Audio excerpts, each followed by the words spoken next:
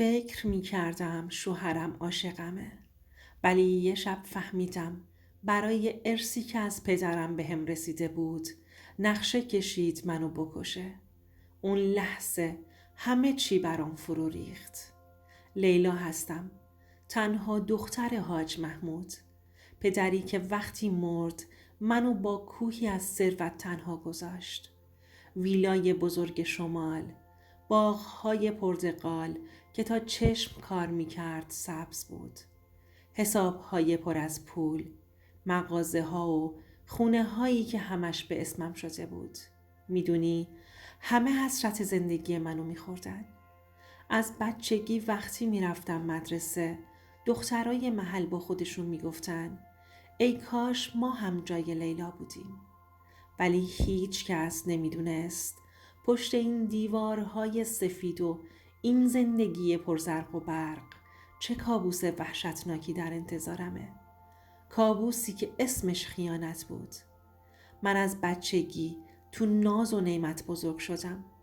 مادرم چند سال پیش فوت کرده بود و پدرم تنها امید و پناه من بود. وقتی اونم رفت من موندم و یه خونه بزرگ و ساکت. تنهایی بدجوری به هم فشار می آورد. آدمای زیادی اومدن و رفتن، هر روز خواستگار، هر روز تعریف و تمجید. اما من دنبال کسی بودم که منو به خاطر خودم بخواد، نه پولم. تا اینکه با امیر آشنا شدم. یه پسر قد بلند، خوش برخورد، ساده پوش. چیزی که منو جذب کرد این بود که وقتی از ماشین گرون قیمت یا ویلاهای شمال حرف می زدم چشماش برق نمی زد. برعکس همیشه می گفت لیلا پول مهم نیست، مهم اینه که آدم آرامش داشته باشه. همین حرفو منو با خودش برد. با خودم گفتم بالاخره کسی رو پیدا کردم که منو برای خودم میخواد، نه برای حساب هام. خیلی زود ازدواج کردیم. مراسمی ساده گرفتیم چون خودم دلم نمیخواست کسی فکر کنه شواف میکنم. بعد از اون امیر اومد تو زندگی من، تو خونه‌ای که پر از خاطره پدرم بود. اوایل همه چیز خوب بود. صبحها با هم میرفتیم باغ، بوی پرتقال تازه، صدای پرنده ها. با خودم میگفتم خوشبختی همینه. امیر مهربون بود. همیشه دستمو میگرفت. همیشه میگفت من نمیذارم هیچ وقت تنها باشی. ولی میدونی خوشبختی مثل یه رویای کوتاهه، یه خواب شیرین که خیلی زود تموم میشه. کم کم چیزای عجیبی دیدم. مثلا یه شب وقتی فکر میکرد من خوابم رفت توی بالکن و با کسی تلفنی حرف زد. صداش پایین بود ولی یه جمله رو خیلی واضح شنیدم: نگران نباش، همه چی طبق نقشه است. قلبم لرزید. یعنی چی؟ نقشه؟ نقشه برای چی؟ خواستم برم ازش بپرسم ولی خودمو زدم به خواب. فرداش که پرسیدم دیشب با کی حرف می زدی؟ گفت هیچی، یه دوست قدیمی بود، کار داشت. اما اون نگاه سرد و دست باچش هیچ وقت از ذهنم پاک نشد. روزای بعد چیزای بیشتری دیدم. امیر بیش از حد درباره باغ و زمین ها سوال می پرسید. این زمین چند هکتاره؟ سندش دست کیه؟ بیمه عمر پدرت چی شد؟ هی می گفت بهتره بعضی از اینا رو بفروشیم. پول نقد بیشتر به دردمون میخوره. من میخندیدم و میگفتم امیر تو که از اول ازدواج میگفتی پول مهم نیست. ولی اون فقط سکوت میکرد و به نقطه‌ای خیره میشد. یه روز عصر وقتی داشتم وسایلش رو جمع میکردم گوشیش زنگ خورد. اسم ذخیره شده فقط یه حرف اس بود. جواب داد و رفت توی حیاط. از پشت شیشه فقط شنیدم میگفت آره عزیزم، نگران نباش، همه چی دست منه. اون شب برای اولین بار احساس کردم شاید امیر اون کسی نیست که من فکرشو می کردم و این تازه شروع ماجرا بود. نمیدونستم اون تلفن و اون کلمه نقش است و قرار منو وارد جهنمی کنه که هیچ وقت فکرشو نمی کردم. از همون شبی که اون تلفن رو شنیدم دیگه نتونستم مثل قبل به امیر نگاه کنم. ظاهرش همون آدم مهربون بود، ولی یه چیزی ته دل من میگفت همه چی داره تغییر میکنه. یه روز صبح سر میز صبحونه امیر بی مقدمه گفت لیلا، به نظرم اون باغ پرتقال بزرگ شمال رو بفروشیم. پول نقد تو زندگی بهتره، بیشتر به کارمون میاد. با تعجب نگاش کردم. امیر، این باغ تنها یادگار پدرمه.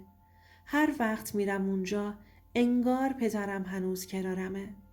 اصلاً چطور میتونی همچین چیزی رو بگی؟ اون با خونسردی لیوان چاییشو برداشت و گفت لیلا جان، منم میدونم، ولی به قول قدیمیا زمین و درخت که عشق و آرامش نمیشه.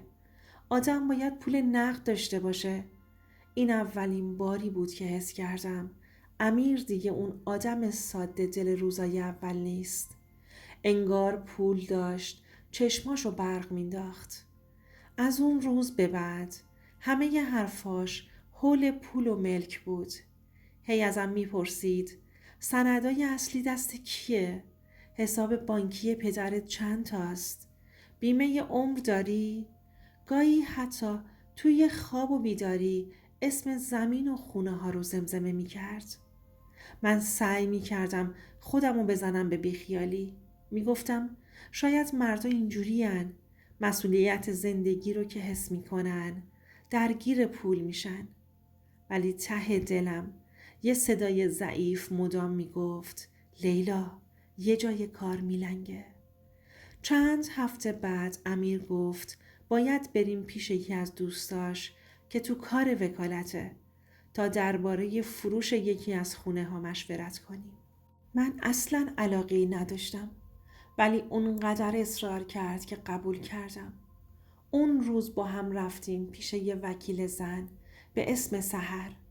زن جوونی بود، حدوداً 30 ساله، موهای مشکی براق، لبخند عجیب و نگاه نافذ. از همون لحظه اول یه حس ناخوشایند گرفتم. حسی که نمیتونستم توضیحش بدم. سحر خیلی صمیمی شد. مدام میگفت لیلا جان، تو خیلی خوششانسی که یه همچین شوهری داری. من توی پرونده های زیادی که دیدم مردها فقط دنبال پولن، ولی به نظر میاد آقا امیر واقعا عاشقته. من فقط لبخند زدم، اما ته دلم یه چیزی میلرزید. همون موقع دیدم امیر با نگاه عجیبی بهش خیره شده، نگاهی که خیلی سریع ازش دزدید. روزای بعد رفت و آمد سحر به خونه ما زیاد شد. گاهی به بهانه پرونده می اومد، گاهی فقط برای دیدن ما. هر بار که می اومد امیر یه جور دیگه رفتار می کرد. پر انرژی تر، شوخ تر، درست مثل روزای اول آشناییمون. اما با من سرد و بی‌حوصله تر می شد. یه شب وقتی سحر رفت پرسیدم امیر، تو چرا اینقدر به این زن رو میدی؟ لبخند زد و گفت ای بابا، حسودیت میشه ها. سحر فقط یه وکیله، اونم برای کارای خودمونه. زیادی فکر نکن. ولی مگه میشد فکر نکنم؟ اون شب خواب به چشمم نمی اومد. ساعت حدود 2 نصف شب بود که صدای آروم حرف زدن امیر رو شنیدم. از رخت خواب بلند شدم و از لای در دیدم با گوشی داره حرف میزنه. صدای ضعیفش می اومد. نگران نباش، فقط باید قانعش کنم زمین شمال رو بفروشیم. همه چی درست میشه عزیزم. قلبم وایستاد. عزیزم، این بار مطمئن شدم مخاطب اون پشت تلفن کسی نیست جز سحر. سردم شده بود. دستام میلرزید. نمیخواستم باور کنم، ولی همه چی جلوی چشمم داشت شکل میگرفت. امیر همسر من با زنی که به بهانه وکالت وارد زندگیمون شده بود رابطه داشت. فرداییش با یه لبخند مصنوعی صبحانه رو آماده کردم.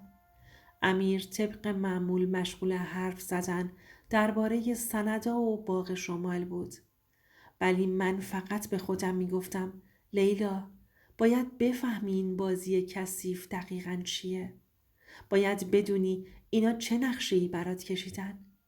و همون روز بود که اولین مدرک واقعی رو پیدا کردم.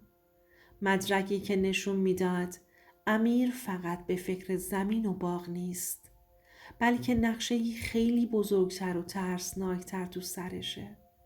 همون روزی که به خودم قول دادم دیگه ساده لوح نباشم، برای اولین بار رفتم سراغ وسایل امیر. آدمی نبودم که بخوام جاسوسی کنم، ولی وقتی احساس میکنی زندگیت بوی دروغ گرفته، دیگه حریم خصوصی معنایی نداره.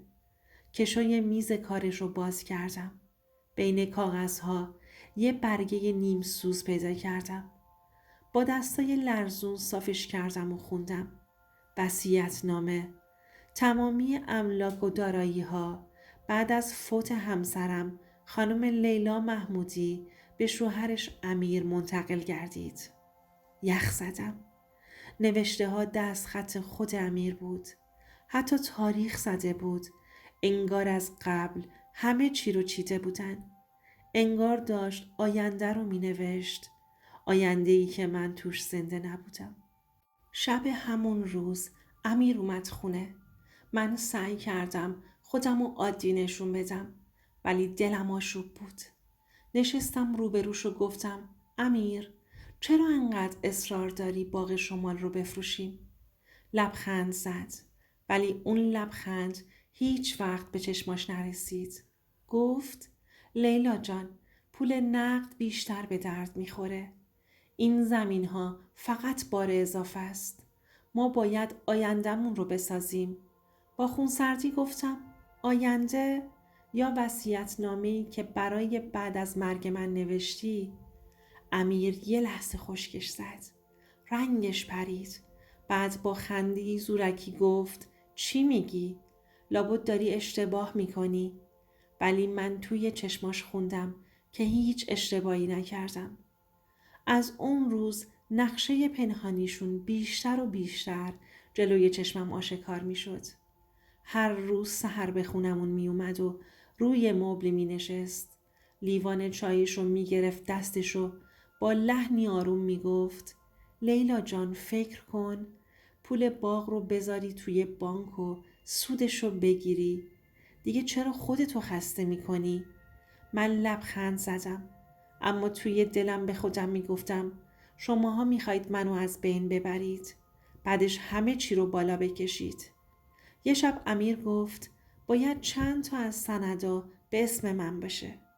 میخوام کارای اداریشو انجام بدم. تو که حال و حوصله این چیزا رو نداری. من به ظاهر موافقت کردم. گفتم باشه، فردا میریم دفتر اسناد.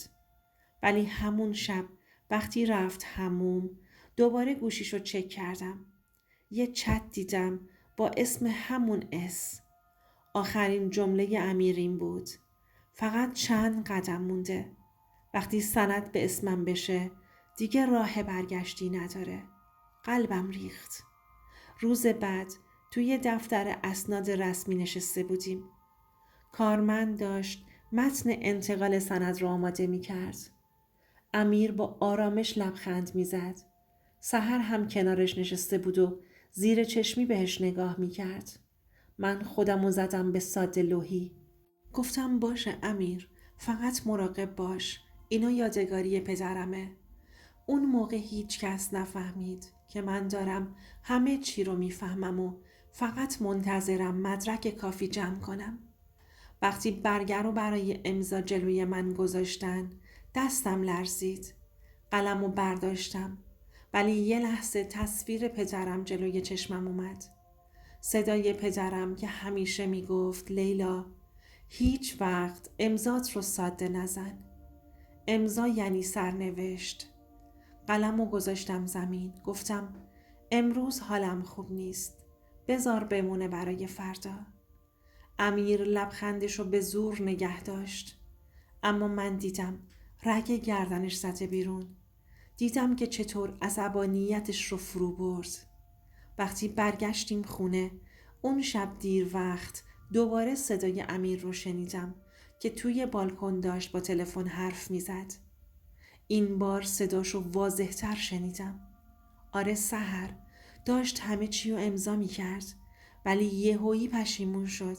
نگران نباش، مجبورش میکنم. اون باید امضا کنه. اون رو باید از سر راهمون برداریم. اونجا بود که فهمیدم نقشه فقط برای گرفتن باغ و زمین نیست. نقشه برای گرفتن جون من هم بوده. از اون شب به بعد دیگه حتی یه لحظم احساس امنیت نکردم. هر صدای در، هر زنگ تلفن، هر قدمی که توی راه رو میپیچید منو میترسوند. یه روز امیر گفت باید بره جلسه کاری. منم بهونه آوردم و گفتم میخوام برم ویلا رو سر بزنم. ولی در واقع سوار ماشین شدم و رفتم دنبالش. ماشینش تا رسید به یک کافی شاپ خلوت تو حاشیه شهر پارک کرد. منم کمی دورتر ایستادم. قلبم مثل طبل میزد. امیر پیاده شد و چند دقیقه بعد سحر اومد. اون زن وکیل که همیشه به ظاهر مهربون بود، حالا با لبخندی به سمت امیر رفت. دیدم چطوری دستاشو گذاشت رو شونه امیر. دیدم چطوری امیر دستشو گرفت و بعد بوسه‌ای که همه چیو برای من روشن کرد. اون لحظه انگار زمین زیر پام خالی شد. دلم میخواست برم جلو و همه چیو فریاد بزنم ولی نتونستم. فقط همونجا توی ماشین نشستم و اشکام بی صدا ریخت. وقتی برگشتم خونه با خودم گفتم لیلا، این فقط یه خیانت ساده نیست. این یه نقشه است. نقشه‌ای برای گرفتن ثروت، زندگیت، حتی نفست. روز بعد گوشی امیر روی میز جا مونده بود. با دستای لرزون بازش کردم. آخه رمزش رو یواشکی یاد گرفته بودم. چتاشو با سحر دیدم. امیر نوشته بود فقط چند روز دیگه وقتی همه چی به اسمم بشه میریم ترکیه. هیچ کس جلودارمون نیست. سحر جواب داد ولی اون زن احمق هنوز شک نکرده. امیر گفت نگران نباش. اون عاشقه. فکر میکنه من تکیه گاهشم. اونجا بود که لبخند تلخی زدم. به خودم گفتم نه امیر، نه سحر. من دیگه اون زن ساده لوح قبلی نیستم. از اون شب همه چی برام روشن شد. امیر نه تنها شوهرم بود بلکه قاتل آیندم هم بود. و سحر، همون وکیلی که یه روز فکر می کردم بهترین دوستم شده، الان شریک و جرم و هم دستش بود. اما یه چیزو مطمئن بودم، تا وقتی من زندم نمیذارم این 2 نفر از روی جنازم رد بشن. بعد از اون شب دیگه اشکامو پاک نکردم. گذاشتم بسوزن و صورتمو داغ کنن تا هر لحظه یادم بمونه که چجوری بازی خوردم. ولی یه چیز تغییر کرد. تصمیم گرفتم دیگه بازیچه نباشم. اولین کاری که کردم این بود که یه دفترچه کوچیک برداشتم و توش نوشتم تاریخ و ساعت تماس‌های مشکوک امیر، مکان‌هایی که دنبالش رفتم، حتی رنگ لباسی که سحر اون روز پوشیده بود. میخواستم همه چی رو مستند کنم، چون خوب میدونستم اگه یه روز بخوام جلوی این 2 بایستم باید مدرک داشته باشم. یه بار وقتی امیر خواب بود گوشیشو به لپتاپ وصل کردم و از همه چت‌هاش اسکرین شات گرفتم. دستام میلرزید ولی حس میکردم بالاخره دارم برای خودم میجنگم. چند روز بعد به بهونه سر زدن به باغ شمال رفتم. ولی واقعیت این بود که میخواستم چند تا سند اصلی رو که هنوز به اسم خودم بود جایی امن پنهون کنم. رفتم توی اتاق پدرم، همون اتاق قدیمی با بوی چوب و کتاب. کشوی میز قدیمیشو باز کردم. سند باغ اصلی، سند ویلا و چند تا جواهر خانوادگی. همه رو گذاشتم توی یه جعبه آهنی.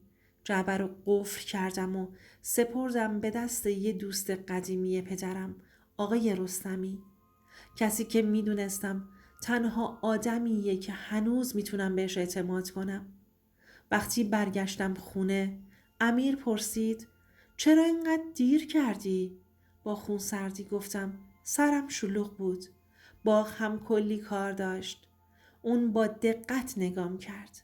حس کردم بو برده که چیزی تغییر کرده. اون شب سر میز شام امیر با لحنی مصنوعی گفت لیلا، ما باید هر چی زودتر تکلیف این زمین ها رو مشخص کنیم. آدمای زیادی چشم دوختن به ثروت تو. نگرانتم. من با لبخند سردی جواب دادم نگران من نباش امیر. من خودم بلدم از چیزی که از پدرم به ارث بردم محافظت کنم. اون لحظه نگاهش پر از خشم شد. سعی می کرد پنهونش کنه. ولی من فهمیدم. نقشه هاش داره سخت تر میشه. از اون روز به بعد سعی کردم همه تماس ها و دیداراش رو ضبط کنم. حتی یه دستگاه ضبط کوچیکم خریدم و گذاشتم زیر مبل اتاق پذیرایی. یه شب که امیر فکر می کرد من خوابم، اومد و دوباره با سحر تماس گرفت. صدای ضبط شدهش هنوز توی گوشمه. دیگه نمیتونم صبر کنم. باید یه جوری کارشو تموم کنیم. اون به این راحتی ها امضا نمیکنه. اونجا بود که فهمیدم من با مرگ از پیش نوشته روبرو بودم. ولی این بار قرار نبود قربانی باشم. شب اون روز قلبم مثل طبل میزد. میدونستم امیر و سحر نقشه‌ای دارند که تنها راهشون حذف من بود. ولی حالا دیگه آماده بودم. همون شب تصمیم گرفتم بدون هیچ سر و صدایی برم شمال، به ویلای اصلی. چند روز بود مدارک و جواهرات رو پیش دوست قدیمی پدرم گذاشته بودم. ولی میخواستم مطمئن شم که نقششون کاملا رو رفته. وقتی رسیدم اونجا دیدم اونجا هستن. چراغ‌ها روشنه و صدای خنده و نجوا از پذیرایی میاد.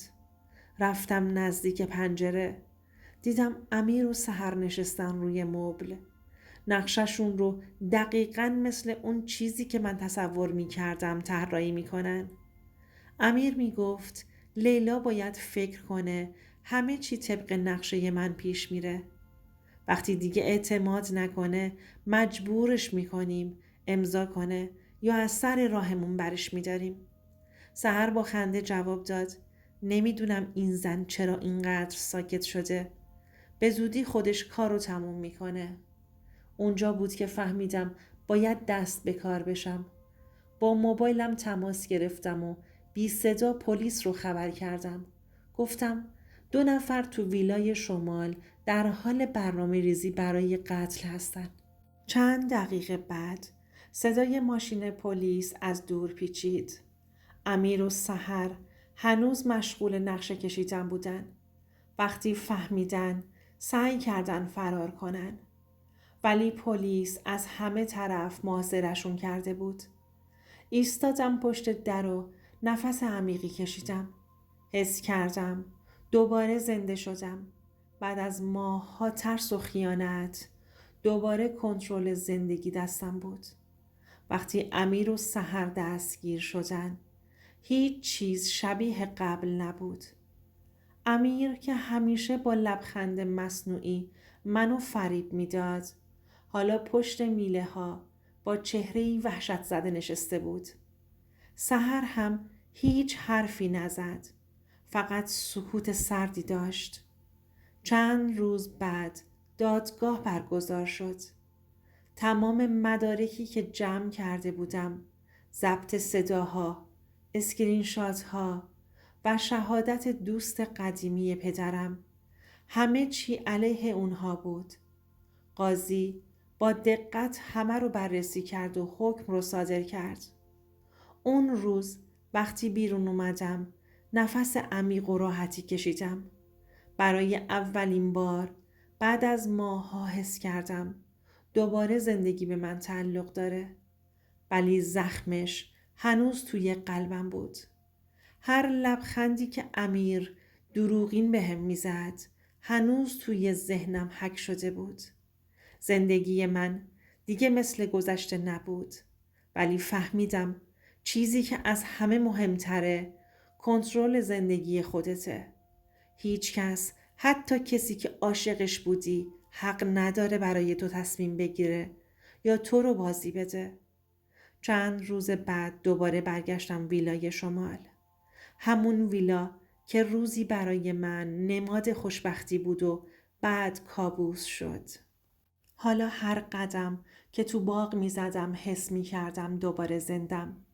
زمین و باغ ها هنوز مال من بودن. ولی دیگه من وابسته به کسی نبودم.